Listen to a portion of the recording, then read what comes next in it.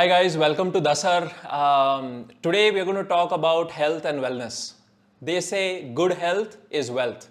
And this topic today that we are going to talk about is something that's very dear to me, and it's about nutrition, it's about chronic diseases, it's about well-being, it's about preventive healthcare, or simple things that you could do to remain healthy for as long as you can live. Right? And I could not think of a better person than Mugdha Pradhan. I've known Mugdha for a few years now.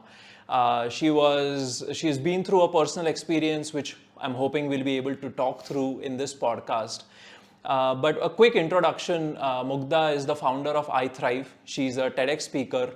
She has been or is a nutritionist. She works with a lot of people of different ages on managing their nutrition, their health, their well-being, overcoming, curing chronic diseases, and a whole lot of things that we are going to get into. So in this podcast, it's going to be a long podcast. We go deep on the topic of nutrition, of chronic diseases. So stay tuned. If you have any questions, if you think we should cover anything more, drop in a comment. So Mugdha, I've given a quick overview of who you are. Would love to, first of all, thank you for coming on DASAR. It's such a pleasure to have you here. And my first question to you, Mugdha, is, how big is this problem, right? The wellness problem, the healthcare problem. We are a 1.3 billion people nation and growing. We have one of the youngest population in the world, but we also have a very large number of elderly people facing some massive health challenges. So can you just give a context of what is the problem, the size of the problem, what is the problem in healthcare that we are dealing with today? For sure. Before I answer that amazing question, thank you so much for inviting me. I always keep looking for opportunities where I can actually talk about this, because it's like I do this day in and day out. I see people who get sick for like such simple, you can just prevent and reverse so many things from happening, right? And I'm like, if I could just talk about this more. So thank you so much for inviting me. I do have a master's degree in nutrition, and I've been doing this work, like working with people, reversing diseases, helping them with their chronic health conditions for the last 5 years now. So lots of insights that we've seen. So in India, what happens with research, to answer that big question, right? Like what really happens with chronic health conditions, at least abroad, when we go into research, we have so much data around like the overall chronic health problem. In India, it's all fragmented. So you'll have data about diabetics, and then it's shocking data, right? So for example, as of 2020, I'm sure the numbers become worse because of how people ate during the lockdowns. Right. As of 2020, there were 77 million diabetics in India. Wow. Yeah. The number of cancer cases have been going up, and the predictions are pretty bad for cancer. And again, people think cancer is something that just happens, but if you look at it deeply, if you go down deep, the way we look at the body and nutrition, it actually is another lifestyle disease. I was looking at the numbers for cardiovascular, because so many young people are just passing away with heart attacks, and that number is scary as well. It's around 55 million people who suffer with some sort of a cardiac ailment. And the worst though is currently there's an estimate of 190.7 million people with mental health problems, which is not even spoken about, right? At least diabetes, you get like a diagnosis saying, oh, your blood sugar levels are high, and then there's a little degree of compassion around it. People say, acha nahi, ab sugar mat khao, and all of that happens. Mental health is again, I would say, largely lifestyle driven, and no one's really talking enough about it. So the numbers are pretty dramatic. In a population of 1.3 billion, you have 77 million diabetics, 55 million people with heart problems, 190.7 million people with mental health issues. COPD is another problem, which is a respiratory condition thanks to the pollution we have here. So it's dismal in terms of numbers. But we'll talk more why I'm a little optimistic about what can happen now. Yeah, but those numbers are mind-boggling. Yeah. 190 million, it's close to all of US population, right? And that is the number that you mentioned for mental health concerns.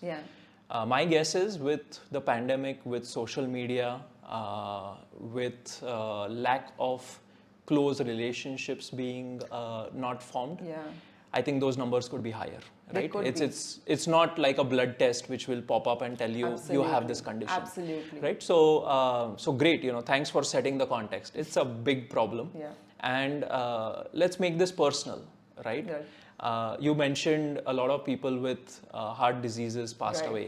I remember in 2021, few of my friends below 45 have passed away, and they were fit, they were good into exercise, but they passed away, and it's a tough time, right? Someone who has a 5-year-old passes away. You don't and anticipate you that, don't right? anticipate it Yeah. at all, and it is literally just drop Yeah. dead. Yeah. So, like I want to hear this, right? You've personally gone through a chronic disease yourself. What was it, and how did you overcome it, and what made you start iThrive? Yeah, so for me, and it's like people were surprised, right? Because I have this master's degree in nutrition and I'm supposed to know all about food. But I had a pivot in my career long ago, because when I did my master's, and the kind of work opportunities that were available weren't really research-based person friendly. They were mostly, gym jobs and that kind of stuff. So I actually went into HRI, went to XLRI, and I went into the corporate world. So I was there for like 15 years, and in doing that, what happens to a typical corporate employee is what happened to me. So by 2016, I was at 97 kgs. So I was overweight for sure, even obesity is actually a chronic health problem. It's not just an aesthetic issue, right? It's actually something else going wrong inside your body. I had that. I had an autoimmune condition called Hashimoto's, where my body was destroying my own thyroid gland. And most autoimmune conditions are considered non-reversible. Like people think once you get it, you just need like immunosuppressants and steroids for you to deal with it. And I also had pre-diabetes. So I had the early signs of diabetes, because genetically my family is primed for diabetes. So all of these things were going on, and I also was going through other stuff in my personal life. I was actually going through clinical depression. So I was on antidepressants and like the whole show of depression, right? So suicide ideation, everything was happening. So it was happening simultaneously. So my mind and my body, everything was messed up. And that's when I moved out of the country.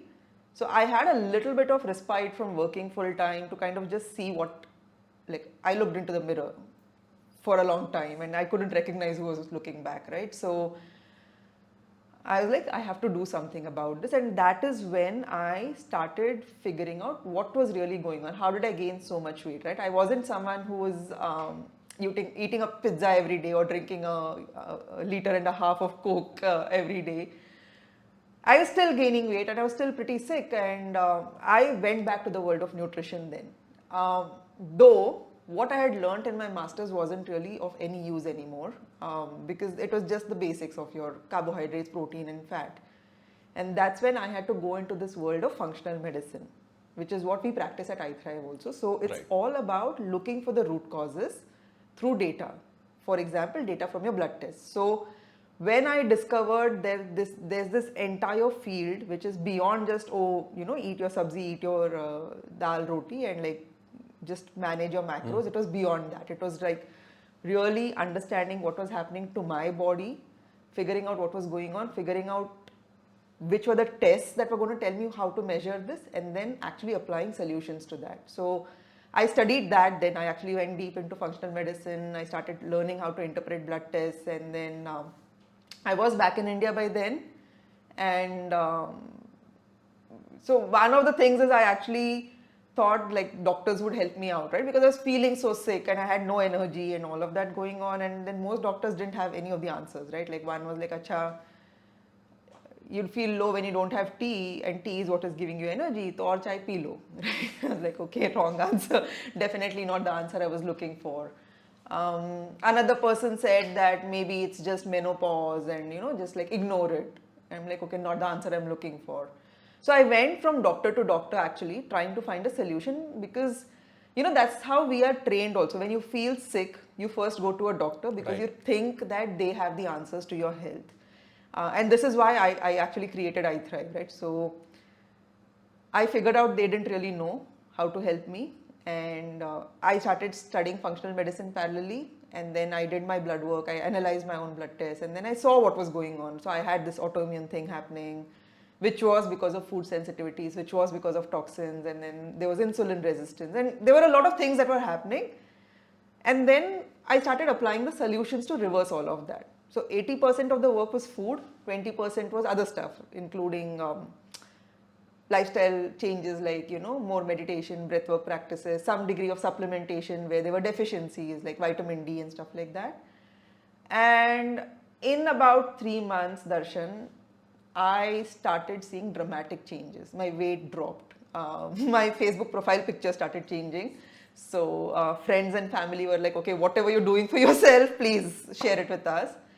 And I realized that there were a lot of people who were experiencing what I experienced, right? The fatigue, the drop in energy, the mind not really being stable, not liking what you see in the mirror, all of that, your gut giving you trouble all the time.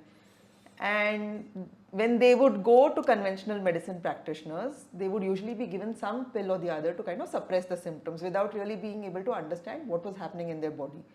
And I was like, okay, I had to do this on my own, but what if I offered this as a service to the people who are struggling? And I did it with a degree of compassion, and I did it with a degree of authenticity and care, the kinds that I wish I had received. Would they be up for it? And I just asked in my network, and like people wanted it. And now we are iThrive. It's a 40-member team. It's twice funded. We have Growing clients. well. Yeah, it's like we have people right from New Zealand to Canada who are taking our services, right? And now it's not just about helping people with their chronic health conditions, because we also have our own academy. So there were other nutritionists who wanted to learn what I had learned. There were doctors who came to us. So our first batch of the academy actually had an allopathic doctor saying, okay, I became a doctor because I wanted to help people, but I finished my MBBS and I don't know anything apart from list of medicine names and surgeries, right? So he came to us to learn this, like how to do lifestyle medicine for people. And we've now run 13 batches. So we're teaching people how to do this. We have our own line of supplements, because that's another struggle I had. Yeah. Finding good quality supplements when it came to helping your body with the raw material it needed. So yeah. This is great. Thanks for sharing your own story. Very, very inspirational, right? And I relate to this. I think we had talked in 2019 when I was similarly, very lethargic. Right. Not at all active, 84, 85 kgs, looking to, finally something had triggered where I wanted to get fit, right? And spent the next year to 2 years mostly focusing on nutrition, simple stuff, and then, doing 3 workouts a week. And that kind of showed the results for me. And so those are lifestyle changes, right? Absolutely. And, but the challenge is for anyone who wants to do that, there is not a lot of information or hand-holding that is there available today. And so hopefully this is what we are trying to achieve in this podcast, right? So now my next question to you is, there's so much talk about chronic diseases. When you just Google search it, you'll find a lot of PR articles throwing a lot of numbers and scaring people, right? And the solution to it is go to the doctors, do a bunch of things, is basically money, right? And not surprisingly, once you cross the age of 40, one of the biggest expense items is item on health, right? You're spending money to just get better, not to thrive, but actually to just get through the day. Basic, correct. Right? So maybe you would love to hear what are some of these chronic diseases, how are you able to reverse them, or what is the approach, right? Sure. Just would love to hear a little bit about this. So it's been an interesting journey in these diseases also, right? For example, earlier on, like 2017, most of the people who approached me, it would either be for weight loss or for diabetes. Like they'd been diagnosed with diabetes, they'd been told that they'd have to be on medication for life, and they wanted to. There was a degree of awareness that, okay, diabetes can be helped with lifestyle modifications, right? So people came for that. So even now we see a lot of people who come to us with diabetes, but it suddenly feels like there's an explosion of diseases. So the team and I think for the website, we were looking at some numbers of all the diseases we've treated so far. 158 disease labels.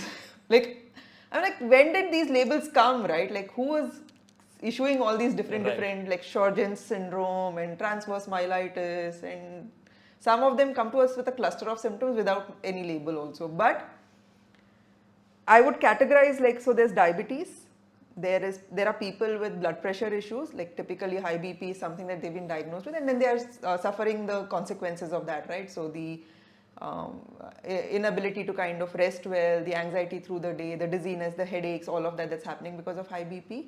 And then there are heart health problems. The other cluster that we see is a lot of autoimmune conditions.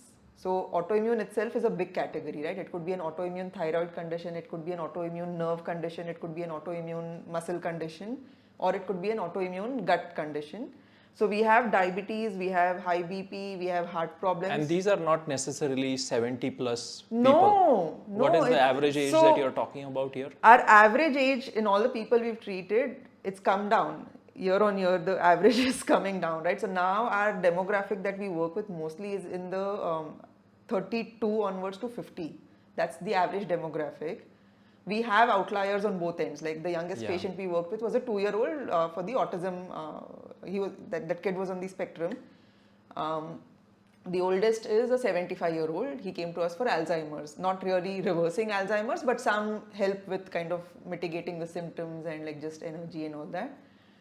And other than autoimmune, now we're seeing a lot of people with gut issues. So post pandemic, I don't know what happened in the pandemic. Maybe it was the lifestyle or the food choices that people made, the ordering in.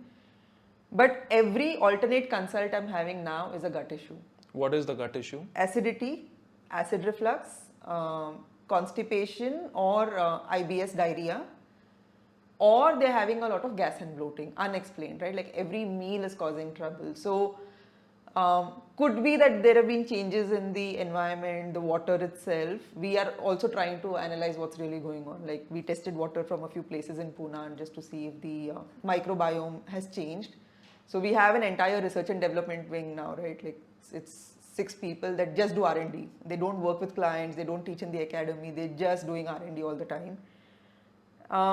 It could be water, it could be the environment, it could simply be an outcome of the food they've eaten for a year and a half. But a lot of people are coming to us with gut issues. So and now so then how are you yeah. tackling these people with chronic diseases? What's the secret sauce? Yeah, the secret sauce is not so secret because we teach it in the academy. There's just a price for learning it. Right. But see, it starts really with knowing what is the underlying root cause. Typically in diabetes, the root cause for elevated blood sugar, see, diabetes is just a label given to a person when they have blood sugar levels above whatever the doctor fancies, more than 120, 180, 200. Different doctors have different ways of categorizing it, or your HbA1c might be high. If someone's blood sugar levels are high, it usually indicates that they have something called as insulin resistance going on in the body. So insulin is this hormone that carries glucose into your cells. Glucose, unless you're on a keto diet, glucose is the primary energy molecule that every cell, including your brain cells, use for energy. So insulin is this hormone that carries glucose inside a cell. Like it's literally the Uber driving a passenger to a location. If your cells don't open up to insulin, right? Like there's a barricade saying no Ubers allowed inside, then the passenger can't get into the cell. So most people with diabetes have this thing happening where there's a resistance to insulin entering the cell, like it just can't unlock the cell. And then glucose can't enter, so that extra glucose is floating around in your bloodstream, and that's what's getting measured as diabetes. So we work on reversing this insulin resistance, which we do by eliminating seed oils, for example, right? So all vegetable oils are very high in omega-6 fatty acids. Evolutionarily, if humans have eaten high omega-6 fatty acids, like if our ancestors did not get saturated fat, for example, and they ate a lot of nuts and seeds and that kind of fat came in, the body thinks it's a famine situation and it starts storing that. So it's absolute biochemistry that's happening. Your body is just doing its evolutionary biochemistry, that too many seed oils. So all of us are using sunflower oils and all these vegetable oils for cooking, right? We don't use ghee that much because ghee has been demonized. So we cut down these omega-6s. We bring in things that will improve the insulin sensitivity. So micronutrients like chromium and magnesium and all of that, also a little bit of movement and exercise through the day, and we just cut down on all the refined carbs. Like there's no need for excess refined carbs to go into the bloodstream. And just monitoring and modifying that usually helps a person reverse their insulin resistance. How much time are we talking about? 3 months is more than enough actually. So with diabetes, we've always had pretty dramatic results unless it's type 1, where the body is not making insulin at all, right? Like the pancreas is injured or it's just damaged and it's not making insulin. But type 2 diabetes, 3 months are enough for blood sugar levels even as high as 350 and 400 to come back into your 90s. Brilliant. Yeah, so see, this is the fascinating part about our body. People think that this body is like just some dense thing that you're supposed to like sleep in and wake up and move through the day, right? But it's a super intelligent, there's so much intelligence in it, right? Like even if you think of how your heart is beating, like how am I getting this energy to speak at this particular pitch? How does my body know how to do this? It knows how to heal itself, which is why it really works hard to keep you alive. If it was designed for death and destruction, the minute the first stressor happened, it would collapse. Right. It doesn't, right? We keep assaulting our body through our lifetime and still it hangs on till 70, 80 years, right? So our body wants to live. You give it the right kind of support. You understand what it's trying to communicate with you through these messages, because you know every symptom, whether it's your headache or whether it's your gas and bloating or whether it's elevated blood sugars, is your body just trying to tell you ki something's wrong inside. I'm sending you this message. Please read it and fix it. Right. So you learn how to interpret that message and you fix it. So with diabetes, it's usually the insulin signaling mechanism that's broken. We fix it and diabetes gets fixed. Autoimmune is a little more complicated because it could be multiple factors that are causing an immune flare-up, and then the body is going into this. It's like, you know, at the border, if there's some hidden sniper shooting from somewhere, you know, the first time he shoots, the army here will get alert, right? But then he keeps shooting and you don't know where the sniper is, right? So you'll just start throwing grenades and everything you have, everything in your artillery, you'll just start throwing at that direction. And there'll be collateral damage for you also. So that's what happens in an autoimmune. It's usually a toxin or a pathogen or some kind of an allergen or sometimes even a deep stressor that triggers this immune flare-up. And if you haven't treated that particular root cause well, that immune reaction continues and continues and continues because your actual insurgent hasn't gone yet, right? Right. So the body is just mounting a response continuously, and in that then other organs start getting damaged. So there it really becomes about figuring out what is going on. Again, blood tests is how we do it. Gas and bloating, acidity.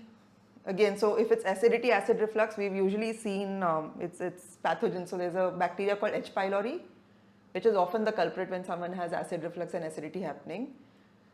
Sometimes it could just be food that like you're not digesting well or you have an allergy to, and that's causing the gas and bloating.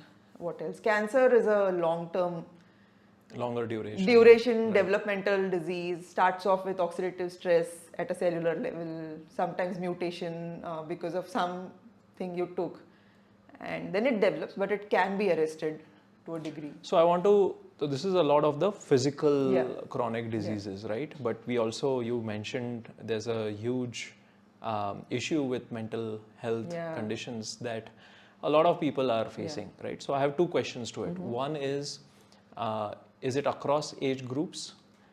If so, you know, like what can be done, right? Because there are a lot of startups, there are a lot of people, there's a lot of awareness that's coming through that there is mental fitness is needed. Right. But what, how, when, where, nothing is being talked of. So maybe that is the area that you could talk about. Sure. So with, see, mental health again, the demographic that we help the most, like the ones who come to us and say that, okay, I need help, are the ones who are in the 35 to 45, 50 at the most. Okay. For some reason, we've seen the older people want to just focus on their physical symptoms. They don't really want to acknowledge that they might want to work on their mindset, right? Like I'm speaking of the 60 and above. They'll happily partner with us for diabetes, blood pressure and everything. And sometimes you do tend to see patterns, right? Okay, there's anxiety and there's like a tendency to have mood swings, and they'll be like, nahi, wo to theek hai. Family issues kind of a thing, right? With the very young ones, with them, parents come to us for other things that might be happening to them. Like the kids who are on the spectrum, of course, those cases are like long-term kind of engagements. But even, let's say, parents of teenagers who come to us because weight issues are there, or there's some kind of autoimmune condition going on, or even the kids who come to us for performance nutrition, right? Like they are into sports and they want to improve their sports performance. Very rarely do those parents speak about mental health. The people who are working with us around their mental health are the ones in the 35 to 50 age group. There's a degree of self-awareness. I think they're open to that discussion. And what we've seen is we don't really start mental health work unless the first foundation, which is the body, is sorted. Because someone could have a B12 deficiency and could be experiencing a lot of issue with moods and sleep and anxiety, because B12 is required to make a lot of neurotransmitters in your brain, right? All the reward chemicals, even your the calming down neurotransmitters that are needed, B12 is required to make that. If you have a raw material deficiency, like you don't have enough fuel in your car and you're saying the car is not starting, it's a problem of not having enough fuel. It's not a problem with the car, right? So we always first focus on the body, on the nutrition, optimizing all of these raw materials. So magnesium, we found, right? So many people who say that, okay, they have issues with mental health, where they're they're anxious, and then even anger issues or irritation or annoyance, or they feel tired, they feel no motivation. We wait until the magnesium supplementation starts. So we don't even address, we'll be like, okay, we'll just listen to them, we'll give them that space. And then we've seen how magnesium really helps the brain to such a large degree that what people think are psychological issues are basically just physiological ones. So B12, magnesium, vitamin D, even protein, these play a significant role in mental health. Once this stuff is done, and if someone is still experiencing issues, right, then we look into what could be happening with the psyche, what could be happening with trauma processing, and what could also be happening in terms of their spiritual connect itself. Because for me, like initially I just started off with nutrition, right? Now I look at it as a far more holistic thing. It's literally like, you're here, you're alive, and you're here to embrace the entire human experience, right? Yeah. Which means your body, your mind, your emotions, and your soul. Everything has to work as one unit. So a lot of mental health issues arise when people have broken mental frameworks around what they're supposed to be doing, how they're being perceived in society, how people look at failures. Failures is such a big thing for a lot of people, right? Because we've not been trained to look at failures as a good thing. We've been trained to look at failures as something to be ashamed of. A lot of people are walking around with this broken feeling of they're not good enough, right? And then they're trying to overcompensate for that. So, I teach this module in the academy, so it's like a 7-hour talk. But it's usually broken mental frameworks that we work with, like reframing the mind and kind of giving them that. Then we start looking at emotions and how people are processing their emotions, because most people don't have the vocabulary for even emotional processing. And sometimes there's so much, like men aren't allowed to cry. Even now where people are speaking of mental health, a man, when he actually has a breakdown and tears flow, it's very hard for them to do that, right? It's just not okay in society. Yeah. So we help people process emotions, not just through conversation, but also with somatic work. So when I say somatic, it's body work, right? So actual movement, breath work. You start activating the vagus nerve, which is your connection between your gut and your brain, and the vagus nerve is really spread over through your body. So when you activate the vagus nerve, that again changes the entire stress processing that you have in your system. There are movements beyond just exercise, which like yoga actually, when you ask, like I keep telling people that there's a lot of ancient wisdom integrated in the work we do, right? But if you look at a lot of the way, not the way yoga is taught now, like not cardio yoga and kickboxing yoga, I don't know what that is, but traditional holding of postures with certain breaths, with certain locks inside your system, which is called as bandhas, they actually really help move energy. Yeah. So we work on that as well, and then of course we work on the spiritual. I think the next part of the podcast, what I'm curious about is fitness. Okay, and routines for fitness and nutrition that goes with it. Right. Okay, a lot of people who come to DASAR for the fitness programs are primarily saying, I want to lose weight. Okay? I mean, that's a good starting point. Yeah. But my conversation typically is that's a byproduct. The focus of the fitness routines is more energy, Absolutely. more ability to do more things out of the same amount of time that you have in a day, right? And better quality of time, right? So my first question really is, how are you thinking about fitness, physical fitness? How can anyone build a good mechanism, a routine for physical fitness and nutrition that goes with it? Sure.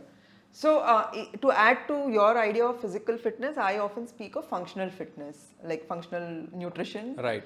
That it's not just about energy, it's also about all the things that the body is designed to do, like pick up weight, right? Or push things or travel long distances. Correct. Will you be able to do this till the last breath? Correct. Right? Because that's what is real functionality, and we do focus on this.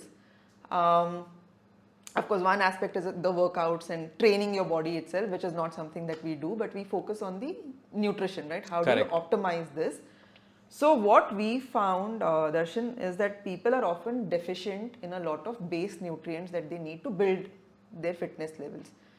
For example, if you're weight training, Right. you're doing that, of course, to keep your muscle mass going. You don't necessarily want to look like a bodybuilder, but you want to have the muscle mass that your body needs to sustain for those 100 years. Correct. To do that, you need protein, right? Like that's the base molecule that's used to build muscle. Now, a lot of, especially in India, where vegetarianism is the predominant dietary pattern, it's not, so abroad, people would just eat a steak or just some protein like grilled chicken, and then that's it, right? Here we eat a meal that's more well-rounded kinds, right? So, but it's a very carb-dominant eating habit that we have. So we don't often get the protein we need. So that's where we need to, like when we work with our clients, our patients, whatever, the first focus always is on increasing the quantity and quality of their protein. So for people who are watching this, when I say protein, if you're someone who eats animal-based protein, then red meat is good. There's no need to be afraid of the cholesterol. We could do a separate podcast on cholesterol. Sure. Red meat, eggs, fish, these are good. I'm just building from the base, right? So protein is the first thing that we want to tackle. Right. If you're a vegetarian, while you might eat dals and you might eat paneer, your body might not absorb all of it because there are a lot of anti-nutrients that could inhibit absorption in plant-based foods. So you would need to supplement. You would. I mean, unfortunately, I don't really like supplementing as much as I would like to rely on real foods. Correct. But vegetarians do need to supplement, and what we found in our work that even these whey protein supplements and all the plant-based protein powders, they don't really get absorbed because we do blood work when someone comes to us at the beginning, and 3 months later we do blood work again to check if the interventions are working or not, right? Because that's the most objective way to do it. Otherwise, we could like send people affirmations every day and they'll be like, yes, correct. I'm the king of the jungle. But we like our data. So what we've seen is there's this particular thing called essential amino acids, which is the absolute breakdown of your protein, right? So when we've supplemented people with EA or essential amino acids is when we've seen their muscle mass go up, their recovery times reduce, they really improve in their performance. So that's the base. You could choose to be a keto diet kind of a person where you're doing fat for energy, or you could choose to be someone who eats carbohydrates and you could eat fruits. So fruits are okay, right? Fruits are okay for carbs. Grains like rice are okay. Rice is not the bad guy. Correct. So you could do those carbs. So you first complete your protein needs, then you could either do fat or carbs, and then you start looking at your micronutrients because those become very important when it comes to fitness. Right. Like I spoke of magnesium earlier. So magnesium is an electrolyte that we lose often when we sweat. I wanted to stand on the road holding a placard saying make magnesium mainstream again. No one talks of magnesium, but there's a lot of research on it. We lose it in our sweat and all of that, and ancestrally we would get magnesium when we would drink spring water. because it's a mineral that's on rocks. Right. So when we were hunter-gatherers and when we were foragers, we would drink water like that and we'd get our magnesium through that. Even the soil would be enriched with magnesium. Now we mostly are drinking PMC, PCMC, corporation in whichever city people are. It's clean, that like water that's been treated. So a lot of these salts are gone, a lot of these electrolytes are gone. Plus we all have RO, which is important because there's otherwise too much contamination in the water. But we lose out on these minerals from our water. And the soil quality is depleted, so our fruits and vegetables no longer have high levels of these minerals in them. So magnesium is the second one that people need to supplement with. And then your vitamins come in, right? So your B complex, your vitamin A. Vitamin A can come from food, you don't need to supplement. But B complex, again, if you're a vegetarian, even if you're having dairy, with the processing that dairy goes through, because you'll mostly have paneer for your protein needs, right? Then the B complex is kind of lost. Even if you're having eggs, you'll still need additional B complex, because B complex also is required for your body to detox a lot of toxins, and now we have so much pollution going around, our B complex needs have gone up.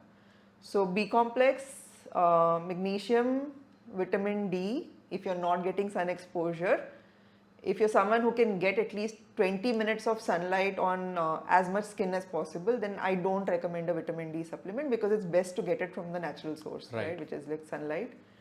And so these are your essentials, and then we usually bring in zinc for people, especially if they are in sports and performance. Because so when you're doing anything, like any kind of training, endurance, or even moving on to weights, or anything where your body is required to do a little bit more than its baseline of just moving around, your adrenal glands, which sit above your kidney, they fire up, because they produce this thing called adrenaline, which is required for you to really have that performance boost, right? Adrenaline requires zinc as one of the base minerals to be made. That's the raw material. Now, zinc can get depleted when you get an infection. Zinc can get depleted when you experience regular stress in day-to-day life. Now, if you're pushing your adrenals to also deliver for your workouts, then your zinc levels are really going to be low. Right. So zinc, B complex, magnesium, vitamin D is what we do once the protein needs are covered. And then if the person has some other underlying issues, which we'll see from their blood work, we might bring in more customized things. But these are the base things that everyone should focus on. What kind of food should one eat? Because I just spoke of supplements. Like for me, it's like first fix the goals, so right? before you go there, right? One is I've been trying to put on some muscle weight, and I'm a vegetarian, no egg, good Jew by heart, and by food, and so becomes a bit challenging in terms of putting on muscle mass. But I kind of I'll definitely be reaching out to you after this to learn a little bit more. So in the food that we eat for the nutrition, right? I see there's a lot of research and a lot of articles, content around Western food. I know. And they've done a good job, Yeah. right? For them, they've done a good job. But what about India and Indian foods? Because if you go anywhere 200 kilometers from where you are, you have a different type of food, which is very traditional, which I believe is wholesome and nutritious, right? But we just don't have any research or data or content around it. I think that's through Instagram, we are seeing a lot more come out. But would love to get your thoughts on Indian food and the nutrition that goes with it. Actually, even Indian food needs are not defined. So that's why we have this R&D department, because even for me and even for the team, when we make recommendations, even now, we're going more with the generic guidelines that are there for human beings as a species. But Indians are a completely different genotype. Right. Like if you look at our bodies, we don't look like the Caucasians. We don't look like the Southeast Asian. Like, right. I don't want to go into races right now, but Indian bodies are very different, right? Even when we become diseased or dysfunctional, the way our body displays a disease is very different, very unique to our genotype. And there is not enough research. Like even this 8 glasses of water, na, like where did it come from? So there's actually, the team is conducting a study on that. We received like ethical approval to run clinical trials. So we're running clinical trials on people. So we're researching that, like actually India water needs, because our weather also is very different. Correct. Right? Like our summers are intense, and then our summers in Pune are very different from our summers in Bombay. Correct. Because in Bombay you'll be sweating 3 times more than in Pune, but in Pune you'll still get dehydrated. Right. So we're studying that. We're studying Indian water needs. We're studying like nutrition for Indians. What does it really mean? So one thing we figured out, there's a certain baseline that can be practiced for any human being, which is like the basic protein needs and all. But really being able to customize beyond that, we ourselves are researching that. Yeah. So still with the amount of knowledge we have, we've been able to work with so many different diseases and bring good results, right? And the deeper we go, because even there's just not enough research, like even with our foods, right? So we have, like when we do our nutrition, we have this textbook from ICMR and NIN and all, which speaks of nutritional values of Indian foods, and it's like a big textbook. So it will tell you, okay, sesame seeds has 100 milligrams of calcium per 100 grams of sesame seeds. But that's a very laboratory way of assessing it, right? They've put it through a machine, whatever, that chromatograph, and the chromatograph has said, okay, these many levels. How the body processes these things is very different, right? So you can't just say that 100 calories from mango is the same as 100 calories coming from white sugar. Right. Calorie wise, they might burn at the same time and they'll just produce the same amount of energy inside the calorie meter, which they use for measuring. But how that food behaves in your body is very unique. And we are genotyped because of all the famine patterns and all we had in the past, right? That's why we're so primed for diabetes as a population. Right. Genetically, I mean, epigenetic changes have happened in how our genes respond to fat and carbohydrates together. Mm-hmm. So we are creating that repository. Primed for it. I like the word. Yeah, we are primed for diabetes, like loaded guns walking all over. So this statistic I was looking at, right, 77 million diabetics in India, it doesn't match with the data we have. So I must have looked at around 4,000-5,000 blood reports so far in the last 5 years. Different people, right? Sometimes just a friend, sometimes a client. Right. I can tell you out of these, there might be 10 reports that I can distinctly remember where there was no progression towards diabetes. Like the insulin levels were optimal, blood sugar levels were optimal, metabolic health was optimal. And somebody from my team was telling me yesterday that, but this is a US number, that apparently only 12% of the population is actually metabolically healthy. 88% is chronically sick in some way or the other. Right. They might not know it or they've been diagnosed with something. But that 77 million doesn't match the blood tests I've seen. I think it's much higher and it's just underreported. So Mugdha, I want to talk and get your inputs around preventive healthcare or measures, but I want to take that as the last question. Okay. The first one is a lot of people coming and asking, I want to lose weight because it's all about looking good, right? Any connection between weight loss and wellness? Lots. Like, I don't even know where to begin, but see, it's how do you view it when someone comes to you and says, I want to lose weight? Yes, how can you help me? Great, good.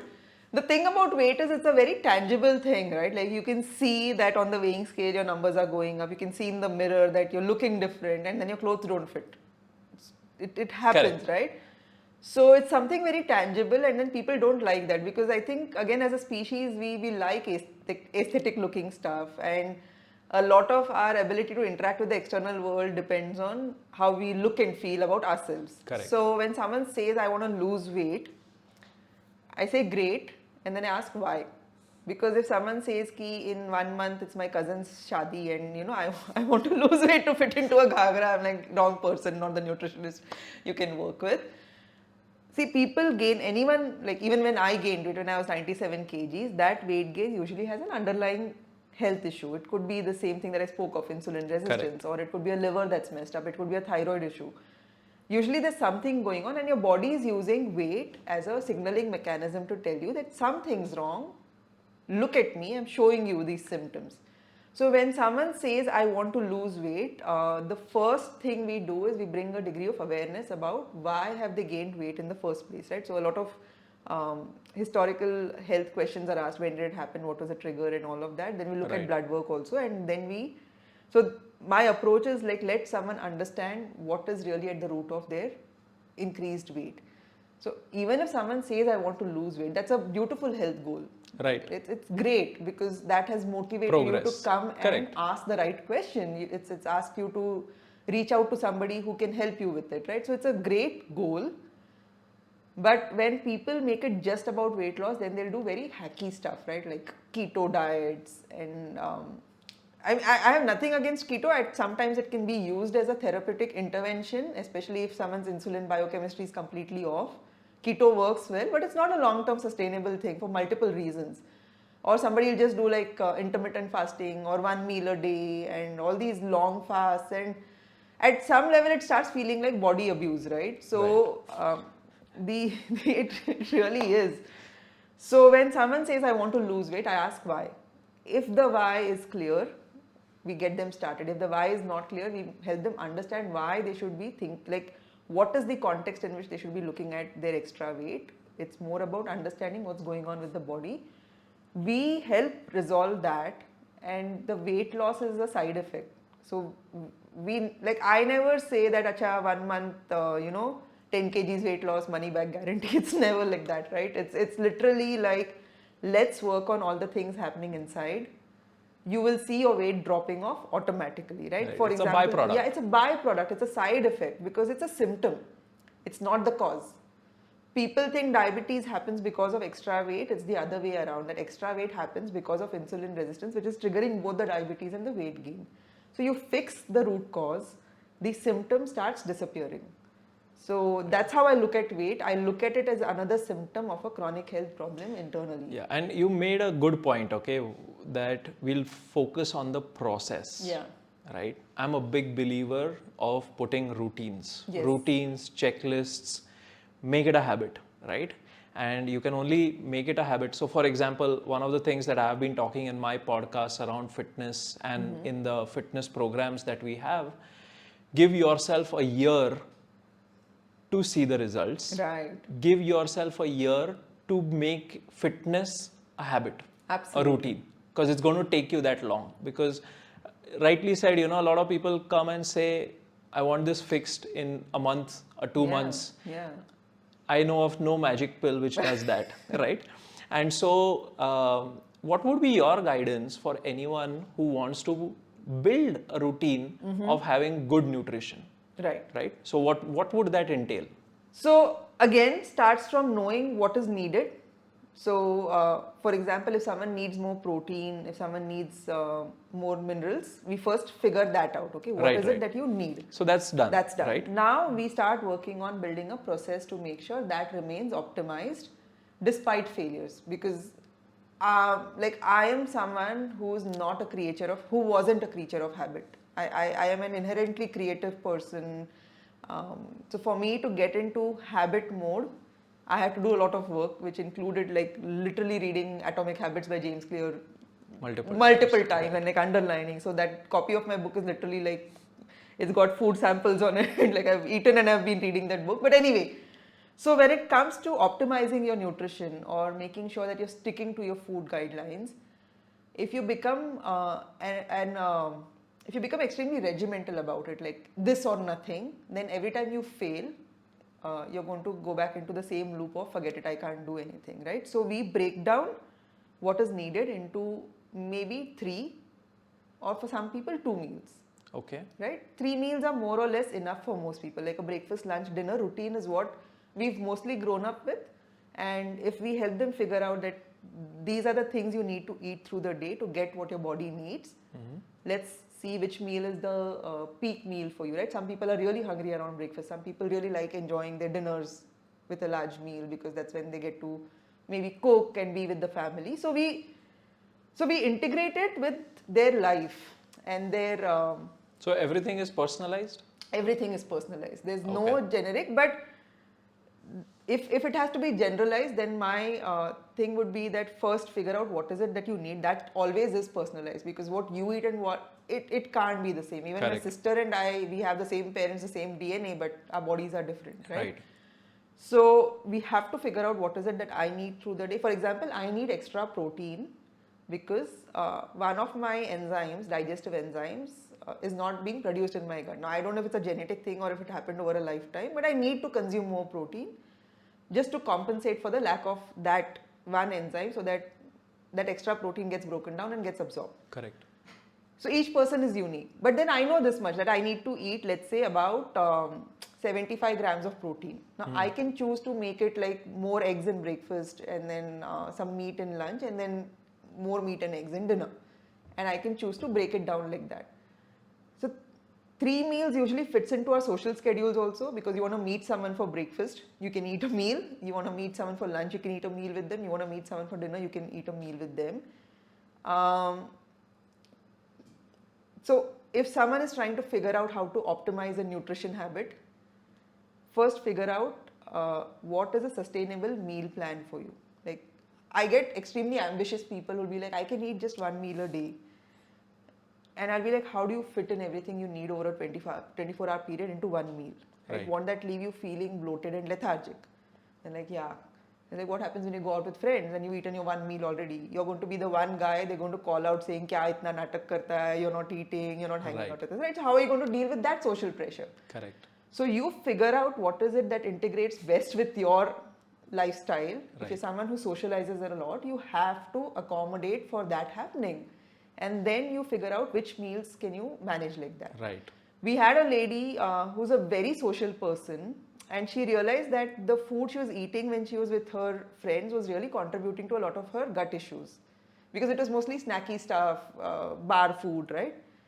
So what she then agreed to do is, she didn't want to compromise on, of course, meeting her friends, but she decided to have her big meal before going out in the evening. So her stomach would kind of feel full, and then there she could pick up simpler stuff that would not really cause too much damage. Right. So figure out what you need in a 24-hour period for your body, and then see which meal pattern works best, and then break these meals down into that. Now this is very easy for me to say. Right. It's very difficult to implement. Correct. Unless you have the right kind of plans in place, right? Like the strategy in place for this. And I Correct. think you do a lot of work around that. Yeah. How we do it is, we help someone create an identity. So we never focus on the goal, saying that, oh, I have to eat 3 meals with the best nutrition through the day. I don't do that, and this is a learning from Atomic Habits itself. Right. You make it your identity that on most days, I am eating what my body needs through the day. So if that becomes your identity versus an identity of, oh, I'm on a diet. When you make I'm on a diet your identity, you're always in a state of deprivation and tension and anxiety, right? Right. But if you make an identity of, I know what my body needs, I'm going to figure out which meals is going to give me this. Correct. And then you put in processes. Like for me, one of the processes I had to put, and for a lot of our clients we had to do this, is get help to help with the base work around your food. Because if you plan on making all your meals on your own, and you plan on working full time, and you plan on doing fitness, like going to Becomes the gym, unsustainable. you can't. I mean, if we were hunter-gatherers, we would be hunting for our food, getting a workout at the same time, and getting a rest and naps, everything through the day itself, right? We need a little support, right? So I really recommend, if people don't have that already, getting some sort of support, either to prep meals or to fully cook your meals also, if Right. you're okay with that as a person. But get that in place. So know what you need, figure out which meals you need, and then plan for failures always, Right. So I tell them that, okay, you're someone who thinks you can cook all your food. What if you can't today? Then what would you do? Correct. Then they'll be like, I'll order in. I'll say, how many days can you? Tomorrow also you can't cook. Then what will you do? Then they get the idea, Idea. right? Then I say, maybe you I hire think someone. one thing that I'll add to that is to celebrate small wins too. Of course, yeah. Which are once a week, Yeah. once a month. It's important for us to celebrate the little progress that we make. I think the whole goal-based approach is important. We should have goals. Yeah. We must have goals. But to say it's all or nothing is a failed approach. Absolutely. Right? Rather, put milestones. Yeah. Think of it as flag poles that you have to go and touch. And every time you do that, you kind of put your hands up and say, "Yeah, I did it," right? And so that was one thing that I wanted to add. Yeah. You talked about snacking. And snacking is so common. Now with 10-minute deliveries, you can order anything and everything at your home, right? And so what is the binge eating, binge drinking, and is there a way? My question is, I know that question has been answered by many people. The difference that I want is there a way for us to have healthy binging, right? And is there something like that, or what would you suggest? Yeah. So the idea of a binge itself doesn't fit into my idea of what healthy behavior would be, right? So it's Correct. a behavioral thing. It's not really about what you're eating as much as it's a behavior. So you would binge, and I was somebody who was an emotional eater when I was going through my entire clinical depression thing. So I would go and pick these carbohydrate rich foods just because I was feeling so low in life and I needed something to kind of trigger that dopamine release in my brain, right? So it's a behavioral thing. Now let's say you're going through something and you want to eat. Like I recently had to go to court for some stuff and all of that. It was stressful and it was annoying, and I needed food to kind of just help me kind of feel grounded, right? So let's say you're going through something and you want to use food as one of your coping mechanisms, which we do as human beings. We do, like, to imagine that a human being wouldn't use food as a coping mechanism would be like a complete ascetic yogi sitting in the Himalayas. We are urban people living in modern day stressors. So when you feel that desire to use food as a coping mechanism, there are things that you could eat that won't really harm your body, right? So I mean, my first go-to is fruits. I really do that even now when I feel like, oh, sometimes you want to eat something when we do snacking, like you're working on something. Yeah. And then, I don't know why, it happens to me a lot, like especially when I'm writing or something, I want to chew on something while I'm writing, right? Like, so then I keep roasted chana next to me, which is okay, which is not fried. It is going to contribute in protein to my protein needs in some way. So roasted chana is okay, and you can't eat too much of that. It's not like your chips, right? Right. So your namkeens from these brands that come in packets, you can't stop because they're also designed like that. So there's a lot of molecular engineering that happens in these food processing plants where they find how to create hyperstimulation. So the taste combinations of salt and fat and sugar and the other flavors are designed in such a way that when you eat a bite, you get a hyperstimulatory experience, which is beyond what you'd get with, like, your dal chawal. So your brain wants more and more of that. So it's designed like that. It's evil. But if you do things like roasted chana, you really can't eat too much of that. Or if you like just chop up fruits and eat, you're going to get So that minute that you have that urge to do something, you're chopping fruits, you're actually engaging your body, and then you're like anticipating that meal, and then you're going to finish that bowl, and then the thought of having to go do that another time itself cuts that behavior, right? So, but what else could, I don't recommend nuts too much. Like a lot of nutritionists say that you could munch on nuts when you're feeling snacky. Again, because we do so much work with like looking at root causes and blood chemistry, what we've seen is nuts have very high omega-6 fatty acids, and then that can contribute to insulin resistance because of the biochemical circuits itself. So occasionally it's okay to have like maybe 3-4 almonds once a week or something, but if you're keeping nuts as a snack every day, that 4 p.m. hunger attack that happens, and that's when you're eating almonds, it's going to mess up your biochemistry. It is going to compound. So, a lot of people, especially youngsters, are focusing a lot on weight gain, right? So we've talked about weight loss. Now on weight gain, there's a massive challenge that is happening as well. So any thoughts on, what's really going on there? We have a challenge with this as well.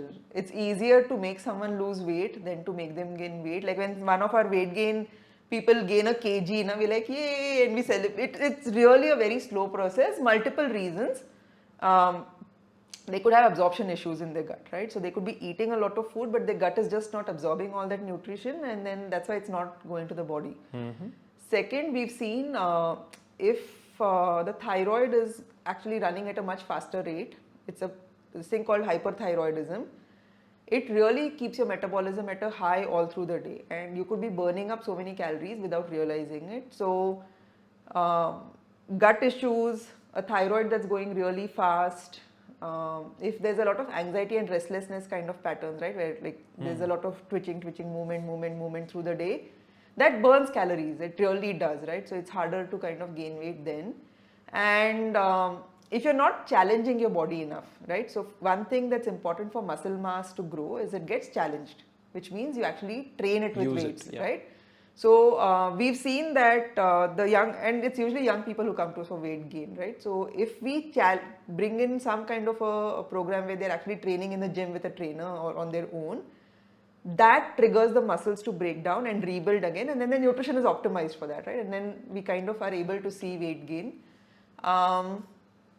But it's much slower. It's a challenge.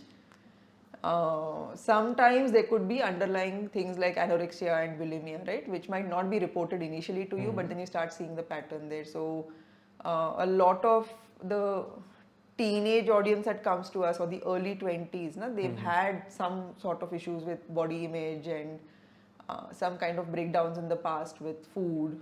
So then we have to work on the mental frameworks. Okay. Because they don't eat. Even if you give them the best plan, right, then Right. they aren't eating the food that they need. Right. So Okay, so now, it's been such an awesome podcast, but one last question before we wrap it up. Curing comes after the disease Yeah. takes place. Reversal happens after bad stuff has happened to you. And nobody likes to be unhealthy, right? There's a popular saying, there are 1,000 things that a healthy person needs, but an unhealthy one, an ill person with illness, has only one wish: to get better. Yeah. Right? And I think the pandemic made that really close to us, Yeah. right, over the last 2 years.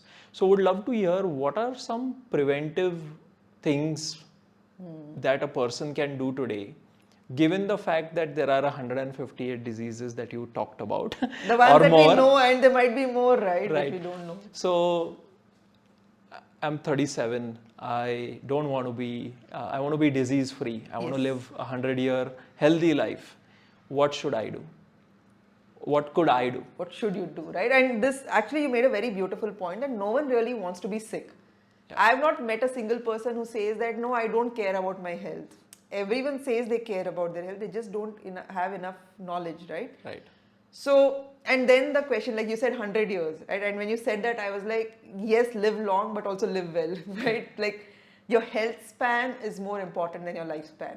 You Right. could be 60, but you could live really well until 60. Correct. Versus being 100 and then 60 are good and the remaining 40 are Tough. dependent, right? Correct. So what should you do? See, the few components that ensure a life free of disease are, one is of course your body's movement, the functionality of it itself, right? So even before I go to nutrition, a lot of youngsters don't realize this. Like, they spend so much time sitting and not really using the body the way it's supposed to be used, that later in life those muscles have all tightened up. They've lost their functionality because the body is always looking at optimization. Right. It's like, okay, you're sitting through the day, which means you don't need your glutes to kind of move. So let's tighten this, let's tighten your ITP band because you don't need it, right? Or your shoulders are like this all the time, which means you're not hanging from trees. Correct. So let's make your shoulders like this. Let's do internal rotation. So move so that you are able to move right until your last breath. Correct. Because losing the ability to move independently is the worst feeling ever. People can live with elevated blood sugar levels. People will live with high BP taking medicines. I've seen this, right? When they become wheelchair bound or when they become bedridden, when their mobility goes is when their desire to live goes away. It really goes away, right? So even before we talk of nutrition, Yeah. maintain Mobility. movement. What can you do to ensure that you remain disease free every 6 months? If that's too intense, at least every year, get your blood work done and make sure your metabolic health is optimal. Because what is disease, right? Disease is an inability to produce the energy you need, or disease is your organs not functioning the way they're supposed to, like your kidneys not functioning and filtering your blood, your liver not detoxing, your heart not pumping, your brain not working well. So health is having good energy. Health is all your organs function the way they're supposed to function. Health is, you get through your day without aches and pains. Like, Yeah. you're happy, right? Like, you Right. wake up, you have a purpose for the day, you plan what you're going to do through the day, and you deliver that through the day to yourself and to the world outside. And you go to bed with all your dopamine going off saying, good job, good job, good job, right? So that is what health is to me. And I tell people also, like, I might not be the thinnest nutritionist on this planet. I'm not. But I can do a 72 kg deadlift. I can stretch like nobody's business, so my body's flexibility is not Right. there. And I wake up at 4 a.m. every day and I go to bed at 10. Right. I never lose energy through the day unless I have some bug, right? So that is health to me. That last sentence Yeah. is what sticks to me the most, Yeah. is ability to have the energy to do what I want to do. Yeah. A body and a mind to be able to do what I want to do, right? When I want to do it. When you want right? to do it. And so one of the things I keep coming back to DASAR is, say you're really rich, you've made a lot of money also, and you're working on some of the coolest stuff in the world, machine learning, whatnot. Yeah. And you go to Goa or you go to Maldives and you can't kayak, you can't go What out about for a her? swim, Yeah. right? What's the use of all that money or all the work that you do, I know. right? When your body is not able to do the things that you want it to do. Absolutely. Right? Or go trek the hill, go do the things which are actually, experiences. And the thing is, it's not when you go to Maldives or when you go to a hill that you'll suddenly realize you don't have health. These things start, like, you just ignore. So, for example, when you wake up in the morning with the alarm and then you just want to like snooze and then go back to bed, and then when you wake up also you're just not feeling fresh, that's a sign that something's already messed up. Correct. When you have this slump in the day and then you either need a smoke or something else, like a lot of caffeine to get through the day. Like, I like coffee myself, I like tea, but I drink it because I enjoy the beverage. So it's not like if I don't have my coffee, I'm not going to be able to do things, right? So that dependency on a crutch, something to stimulate your energy, right? That's a sign that something's already messed up. And needs to be addressed. Needs to be addressed, right? But a lot of people want to deny these small. So your body first whispers, like chota khat likh ke, right? Like, oh, post it for you. But then you're like, it's such a small post it. What am I going to do with it? Then it will send you a bigger letter. Then there'll be a loud scream, which will be a disease. Then you'll be like, shit, I have diabetes. And even then you want to know that the body is just trying to tell you that, Get fix things this, in right? control. Just fix it. So this has been an awesome podcast. It's been a long one. We've talked a lot. Mugdha, you've been absolutely phenomenal. I loved the technical terms used. I loved the simplicity with which you explained, the anecdotes, the examples that you've given. And thanks for sharing your own personal story. It's extremely important to have a fit body and a fit mind. We are launching a podcast series called Dirghayu, which is on living a long and healthy life, the gift of a long life, right? And where what we are doing is people such as yourself, people in the healthcare industry, in the fitness industry, in the startup world, the investment world, who are focused on improving lives, health and wellness. And so we'll be launching that soon. But this has been an awesome podcast. Thanks a lot, Mugdha. And hopefully we can bring you back so we can talk about cholesterol. Yes, it's the biggest myth that's been going around on this planet. But thank you for having me over. I kind of lose track of time when I start talking about this stuff, because it's like, I just like, see, my vision is to kind of create a planet that's free of diseases, right? So for me, it's like, more people come, listen, like, just fix this right now. But thank you so much for having me over. They were amazing questions. It really helped me kind of articulate what goes on in my mind so often. Sure. So thank you for asking me those questions. Thanks and thank you for having me over. And the Dirghayu podcast sounds like an incredible idea. Yeah, we'll do that. Thanks. I hope you enjoyed this podcast. You may or may not have known these things. Maybe you would have seen bits and pieces of it. But how does it all come together? Our body is a marvelous thing. There's a lot of things that we need to learn, know, do, take action, right? If you are someone who's looking to improve your fitness, if you are someone who wants to just learn about fitness, about nutrition, subscribe to our DASAR YouTube channel. We also run a newsletter that goes out every Wednesday. where we have articles written on fitness, personal finance, productivity, performance, and the whole thing, right? And the idea is very simple. We want people to be financially independent and to live inspired and meaningful lives. So I'll see you soon. Thanks a lot. Share this podcast if you liked it. It'll help reach out to people who could really benefit from it. Thanks.